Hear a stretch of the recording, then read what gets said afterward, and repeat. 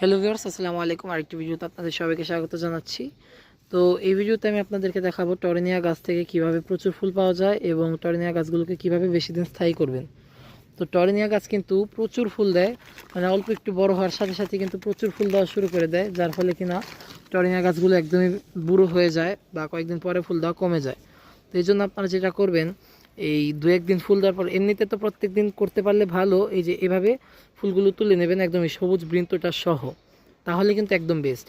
আর যদি না পারেন তাহলে কিন্তু দু একদিন চলে যাওয়ার পর, মনে করেন আপনারা 15 দিনে একবার এই কাজটা করতে পারেন। যখন ফুলগুলো এরকম, এই যে এরকম একটা শেপ নিয়ে নেবে, ফুল ফুটে ফুটে একদম ভরে গেছে, সিড পটের অভাব নেই, তখন কিন্তু এরকমভাবে সিড পটগুলো ছাঁটাই করে দেবেন একদম মঞ্জুরিগুলো সহ। আর নিচের অংশ থেকে কিন্তু আবার ইনশাল্লাহ ঠ্যাম মেলবে, আবার নতুন করে পাতা বের হবে।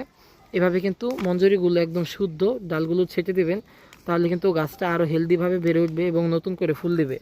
আর যদি এভাবে এগুলো রেখে দেন, এই সবগুলো সিডে পরিণত হবে, বীজে পরিণত হবে, হওয়ার পর কিন্তু আর ফুল দেবে না, এগুলো বীজ হয়ে গাছটা আস্তে আস্তে নিঃশেষ হয়ে যাবে।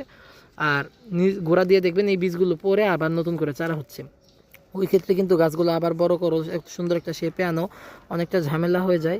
এই কারণে কিন্তু যে গাছগুলো পুরনো রয়েছে সেগুলোকেই এভাবে ঝাঁকড়া করে নিতে পারেন, পিঞ্চিং করে কুড়িগুলো ফেলে দিতে পারেন। এই যে দেখুন সিডপট, এটা হচ্ছে একটা কচি সিডপট, ভেতর থেকে দেখুন দানার মতন সিড বা বীজ বের হচ্ছে, এই যে এগুলো হচ্ছে বীজ একদম কাঁচা। এই অবস্থাতে যদি এরকম ছেটে ফেলতে পারেন, তাহলে কিন্তু আবার নতুন করে পাতা বের হবে, ডাল বের হবে। এই যে দেখুন এখান দিয়ে ছোটো ছোটো ছোটো ছোটো কুড়ি আগার মতন বের হচ্ছে, এখান দিয়ে কিন্তু নতুন করে আবার ফুল হবে।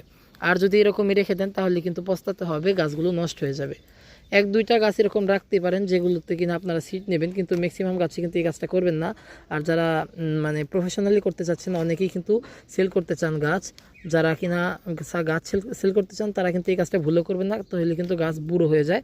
বুড়ো হয়ে গেলে কিন্তু ওই গাছ আর বিক্রি হয় না, খুব একটা মানুষ নিতে চায় না, কারণ মানুষ সৌন্দর্যের আগ্রহী, মানুষ গাছটাকে দেখবে, যেটা সুন্দর লাগবে ওটাই নেবে। এই কারণে বুড়িয়ে যাওয়া গাছ কিন্তু কখনোই বিক্রি হবে না। তাই আপনাদেরকে বলবো, গাছ বুড়িয়ে যাওয়ার আগেই এইরকমভাবে পিঞ্চিং করে গাছগুলোকে আবার সতেজ করে তুলুন, তাহলে কিন্তু এই টরেনিয়া গাছ থেকে আপনারা প্রায় 2 মাসের মতন, অনায়াসে 2 মাসের মতন ফুল পাবেন যদি এই টেকনিকটা ফলো করেন। ফুল আসার পর থেকে 2 মাস পর্যন্ত ফুল পাবেন। আর যদি আরেকটু ভালোভাবে যত্ন করতে পারেন তাহলে কিন্তু এই গাছ 3 মাস 4 মাস পর্যন্ত স্থায়ী হয়। আবার অনেক সময় দেখা যায় গাছ অনেক দিন চলে যায়, নষ্ট হয় না, কেবল এই ফুলগুলোকে তুলে ফেলতে পারলে কিন্তু গাছগুলো অনেক দিন স্থায়ী হয়, এই যে এভাবে। তো এই ছিল আজকের ভিডিও। ধন্যবাদ সবাইকে, আসসালামু আলাইকুম।